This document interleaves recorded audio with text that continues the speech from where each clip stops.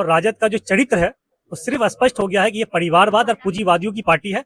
BJP वाले का यही काम है कि जब देखते हैं कि विकास का कोई मुद्दा नहीं, विकास का कोई इशू नहीं है, विकास से हम कुछ कोई लेना देना नहीं है, तो ये हिंदू मुस्लिम पाकिस्तान इंडिया इंडिया इस तरह की तमाम चीजें जो है इस तरह के सामने लाके खड़ा कर देते हैं। केओटी की तो सबसे बड़ी जीत अभी हो गई कि हमें कैंडिडेट बना के भेज दिया गया केओटी में, जो आज तक कभी नहीं हुआ।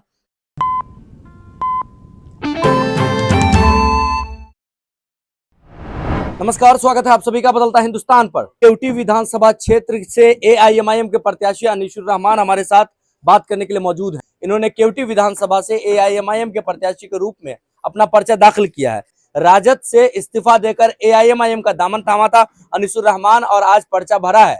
कल से चुनाव कैंपेन में क्षेत्र में जाएंगे, लोगों के बीच जाएंगे। क्या कुछ तैयारी है और क्या कुछ सोचकर राजद छोड़कर एआईएमआईएम में आए हैं, रात में सिंबल लेकर पहुंचे हैं और आज अपना नॉमिनेशन दाखिल कर दिया है। मेरे साथ बात करने के लिए मौजूद है अनीसुर रहमान जी। इनसे हम बात करेंगे और ज्यादा जानकारी लेंगे। सबसे पहले तो आपको बहुत बहुत बधाई नॉमिनेशन फाइल करने के लिए। बहुत बहुत शुक्रिया बदलता हिंदुस्तान का।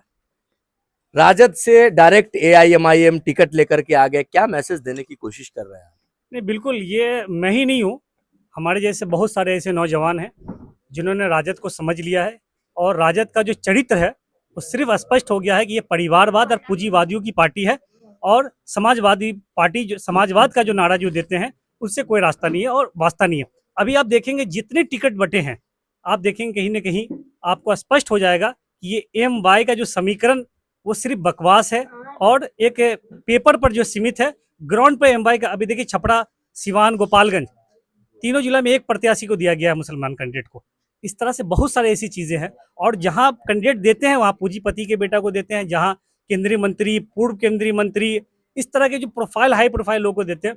तो मुझे लगा कि भाई क्यों नहीं जो है जो अम्बेडकरवादी समझ ना और जो है दलितों की जो है आवाज और मुसलमानों मजलूमों की आवाज जो है एमआईएम जो बनती जा रही है, क्यों नहीं उसका दामन थामा जाए। और मैंने थामा और ओवैसी साहब ने हम पर भरोसा जताया। और क्या लगता है, ओवैसी साहब लगातार कह रहे हैं 4 के बदले 24, क्या लगता है इस विधानसभा में 4 के बदले 24 एमआईएम कर पाएगी? यकीनन ये तो स्पष्ट हो चुका है। अभी जब आप जब हम लोग जब जाएंगे क्षेत्र में तो हमारी जो लड़ाई है वो बीजेपी से लड़ाई है और ये चुनाव केवटी हम लोग जीतने जा रहे हैं इंशाल्लाह। क्योंकि हम लोगों ने जिस तरह से प्लान किया, यहाँ पर कार्यकर्ता का जो उत्साह है सिर्फ एक ये है कि एक तो केवटी का जो समीकरण वो इस तरह किया कि आज तक कोई केवटी से विधायक नहीं बना। दूसरी बात, इस बार केवटी के सभी लोगों ने अपील किया आला कमान से, अलग अलग पार्टियों की आला कमान से, कि भाई कम से कम कैंडिडेट को लोकल दिया जाए। जन स्वराज भी लोकल नहीं दिया, बीजेपी भी लोकल नहीं दिया, राष्ट्रीय जनता दल ने लोकल दिया, लेकिन हमने एक बार आवाज दिया ओवैसी साहब को कि सर यहाँ पर सबसे बड़ी जो मांग है वो लोकल की मांग है और उन्होंने मुझ पर भरोसा जताकर मुझे केवटी किया। तो केवटी की तो सबसे बड़ी जीत अभी हो गई कि हमें कैंडिडेट बना के भेज दिया गया केवटी में, जो आज तक कभी नहीं हुआ। तो ये कहीं ना कहीं जो है ये संदेश एकदम विधानसभा में साफ दिखा। अली अशरफ फातमी लगातार हमलावर रहे हैं असदुद्दीन ओवैसी को लेकर के, अब आप उनके बेटा के खिलाफ चुनाव लड़ रहे हैं, कैसे लड़िएगा चुनाव?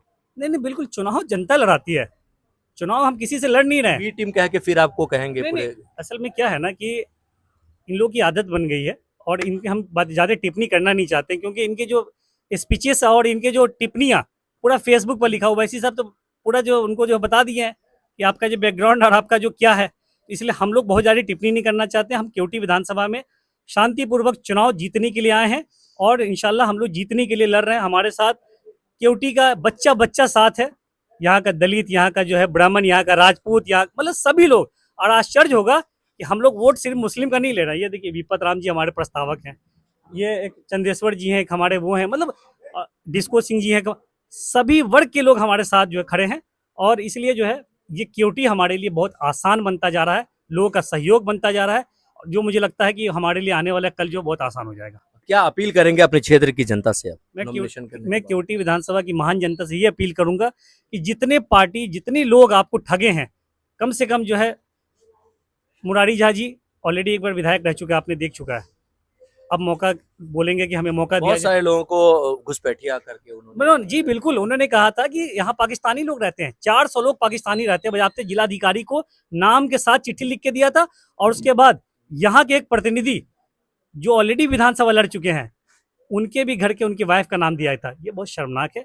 ये बीजेपी वाले का यही काम है कि जब देखते हैं कि विकास का कोई मुद्दा नहीं है, विकास का कोई इशू नहीं है, विकास से हम कुछ कोई लेना देना नहीं है, तो ये हिंदू मुस्लिम पाकिस्तान इंडिया इंडिया इस तरह की तमाम चीज़ें जो है इस तरह के सामने लाके खड़ा कर देते हैं।